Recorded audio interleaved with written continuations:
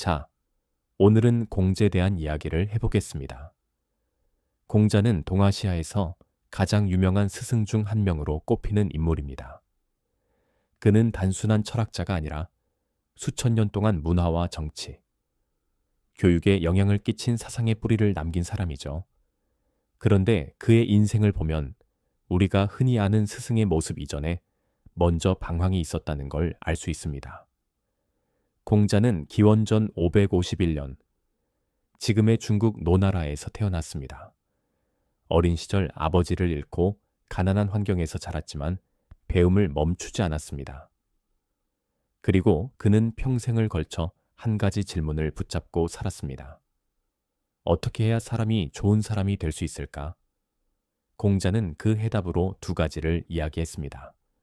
하나는 사람 사이의 따뜻함을 뜻하는 인, 또 하나는 행동의 질서와 조화를 말하는 예입니다. 즉, 그는 인과 예를 중심으로 사람됨을 이야기한 것이죠. 공자는 젊은 시절 관직에 나아갔지만 곧 깨달았습니다. 정치는 혼란했고 위선이 많았습니다. 그래서 그는 권력의 자리에 오르기보다는 사람을 바꾸는 길을 선택하게 됩니다. 바로 제자를 가르치는 길이었죠. 그는 이렇게 말했습니다. 배우고 때때로 익히면 기쁘지 아니한가. 그 말처럼 그는 수많은 제자를 길렀고 그들과 함께 길을 떠나 많은 지역을 돌아다니며 가르침을 전했습니다. 공자는 단지 교실 안에 앉아 가르치기만 한 스승이 아니었습니다. 자신을 세상을 바로잡을 사람이라고 생각했고 왕들과 귀족들에게 찾아가 예로서 다스리라고 조언했습니다. 하지만 그의 말은 당대에는 받아들여지지 않았습니다. 시대는 아직 그의 사상을 품을 준비가 되지 않았던 거죠. 그렇다면 공자가 말한 핵심 개념들을 조금 더 살펴보겠습니다. 먼저 이건 사람 사이의 따뜻한 마음, 즉 배려와 공감을 말합니다. 그는 이렇게 말했습니다. 내가 하기 싫은 일을 남에게도 하지 마라. 우리가 지금 자주 말하는 역지사지, 그 원형이 바로 여기서 비롯된 것이죠. 좋은 사회는 좋은 제도보다 좋은 사람들 사이에서 만들어진다. 공자는 그렇게 생각했습니다. 그리고 다음은 예입니다. 예는 그 따뜻한 마음을 어떻게 표현하느냐에 대한 기준입니다. 말투, 몸짓, 인사, 옷차림. 이 모든 행동이 사회를 조화롭게 만든다고 그는 믿었죠. 그래서 그는 말했습니다. 예가 아니면 보지도 듣지도 말하지도 하지 말라. 조금 엄격하게 들릴 수 있지만 그 말의 핵심은 이렇습니다. 모든 행동에는 맥락과 이유가 있어야 한다. 또 하나 중요한 개념은 군자입니다. 공자는 사람이 본래부터 착하거나 악하다고 생각하지 않았습니다. 대신 노력에 따라 더 나은 사람이 될 수 있다고 보았죠.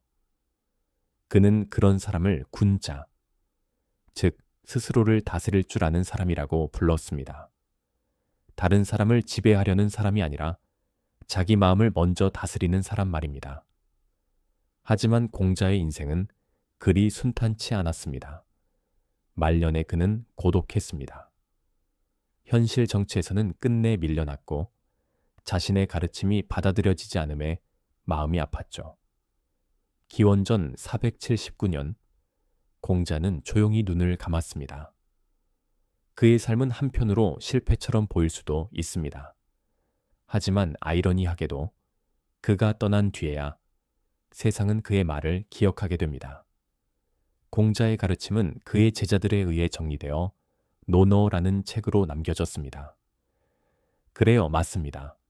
공자가 직접 쓴 책은 아닙니다. 제자들이 스승의 말을 기억하고 그 뜻을 정리해 엮은 것이죠. 그래서 논어는 철학책이면서도 때때로 아주 생생한 대화처럼 느껴지기도 합니다. 이 논어를 바탕으로 공자의 사상은 점차 하나의 철학체계로 발전했고 유학 혹은 유교라는 이름으로 불리게 됩니다. 그리고 이 유교는 동아시아 전역, 특히 한국 사회에 깊은 영향을 미치게 되죠. 한국에서는 조선시대를 중심으로 유교가 국가의 공식 철학이 되었습니다. 나라를 다스리는 방식, 사람을 평가하는 기준, 교육제도까지 모두 유교적 가치에 따라 움직이게 되었죠. 그 결과 다음과 같은 전통이 형성되었습니다. 효도를 중시하는 가족 문화, 어른에게 예를 갖추는 나이, 중심의 위계 문화, 시험을 통해 인재를 선발하는 과거제도, 가정과 국가의 질서를 강조한 삼강오륜, 조상에 대한 제사 문화, 이런 것들은 분명히 공동체 의식과 질서를 지키는 데 기여했습니다. 하지만 동시에 부작용도 있었습니다. 유교는 남성 중심의 가부장제를 정당화하는 데 쓰였고, 사람의 신분을 정해놓고 그것을 벗어나기 어렵게 만들었습니다. 또 지나치게 형식과 예절을 강조하다 보니 개인의 감정 표현, 자유로운 사고, 사회적 다양성이 억눌리는 결과도 나왔습니다.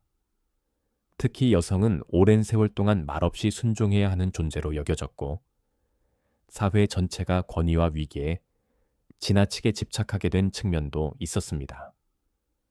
그래서 유교는 때로는 사람을 바르게 하기 위한 철학이었지만 또 한편으로는 사람을 억누르는 틀이 되기도 했습니다.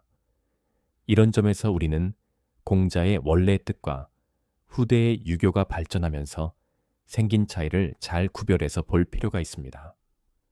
공자가 원한 것은 제도나 위계보다 인간다운 관계와 배려, 그리고 끊임없는 자기 성찰이었기 때문이죠. 그는 항상 이렇게 말했습니다. 사람이 먼저다. 백성이 믿지 않으면 나라는 설 수 없다. 그의 핵심은 결국 사람을 어떻게 바로 세울 것인가였습니다. 공자는 기적을 보여준 사람도 아니고 신비한 존재도 아니었습니다. 하지만 그는 생각하는 법, 배우는 태도, 그리고 사람 사이에 따뜻함을 지키는 습관을 남겼습니다.